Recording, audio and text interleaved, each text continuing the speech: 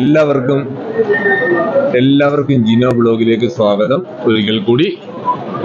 ഇന്നത്തെ എൻ്റെ റിവ്യൂ എന്ന് വെച്ച് കഴിഞ്ഞാൽ തങ്കലാൻ, അതായത് ചിയാൻ വിക്രത്തിന്റെ 61ാമത്തെ പടമാണ്.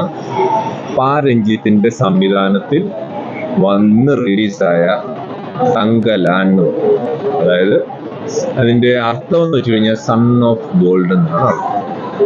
ഈ ഒരു പടത്തിന് ഏകദേശം 100-150 കോടി ബഡ്ജറ്റ് ഉണ്ടെന്നാണ് നമ്മൾ അറിയാൻ കഴിഞ്ഞത്.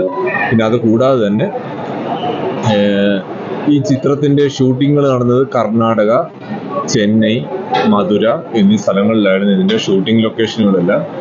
ഇതിന്റെ പ്രമേയം എന്ന് പറഞ്ഞു കഴിഞ്ഞാൽ നമ്മുടെ കോളാർ ഖനിയെ ആസ്പദമാക്കിയുള്ള നമ്മുടെ KGF നമ്മൾ കണ്ടതുപോലെ തന്നെ ഇതൊരു ബേസിക് ആയിട്ടുള്ള സ്റ്റോറി എന്ന് വെച്ച് കഴിഞ്ഞാൽ അത് നമ്മുടെ ഗോൾഡ്, ഈ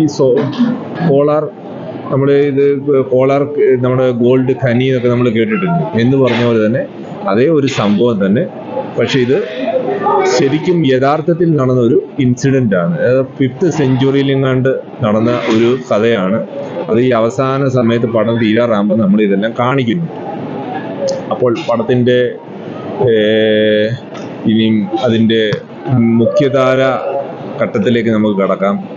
ഇതിന്റെ പടം എങ്ങനെയുണ്ട്, നിങ്ങളെല്ലാം ആകാംക്ഷയിലായിരിക്കുന്നതും നിങ്ങൾ ചിന്തിക്കുന്നതും ഇപ്പോൾ അതായിരിക്കും. പടം എന്താണ് പറയുന്നത്?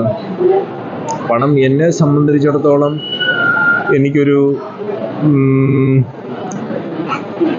100% ഒരു ആത്മനീതി പുലർത്തിയോ എന്ന് എനിക്കറിയത്തില്ല. പക്ഷെ എന്താണ് പറയുന്നത്, നമുക്ക് ചിയാൻ വിക്രത്തിന്റെ അഭിനയങ്ങളൊക്കെ നമ്മൾ നോക്കിക്കഴിഞ്ഞാൽ തന്നെ അദ്ദേഹത്തിന്റെ അഭിനയ മികവുകൾ വളരെ, അതിനെപ്പറ്റി ഒന്നും പറയാനില്ല. കാര്യം എന്ന് വെച്ച് കഴിഞ്ഞാൽ പുള്ളി ബോഡി ട്രാൻസ്ഫോർമേഷന്, അങ്ങനെ നമ്മളിതെല്ലാം പടങ്ങളിൽ, ഇദ്ദേഹത്തിന്റെ മുന്നിലത്തെ പടങ്ങളെല്ലാം നമ്മൾ കണ്ടിട്ടുണ്ട്. നമ്മളൊരു പടത്തിന് വേണ്ടി എന്തും ഏതറ്റം വരെ പോകാനും പുള്ളിക്ക് തയ്യാറാണ്. കാര്യം എന്ന് വെച്ച് കഴിഞ്ഞാൽ പുള്ളിയുടെ ആ ഒരു പടത്തിനോടുള്ള ആ ഒരു സമർപ്പണമാണ്. അപ്പോൾ ഈ പടത്തിന്റെ ഈ എന്താണ് മൊത്തത്തിലുള്ള ഒരു ഇത് വെച്ച് നോക്കിക്കഴിഞ്ഞു കഴിഞ്ഞാൽ ചിലർക്ക് ഫുള്ളായിട്ട് ഇത് ചെയ്തില്ല. കാര്യം ഇത് നമുക്കറിയാമല്ലോ, ഇപ്പം നടന്ന ഒരു കഥയല്ല, ഇത് 5th സെഞ്ചുറിയിൽ നടന്ന ഒരു കഥയാണ്.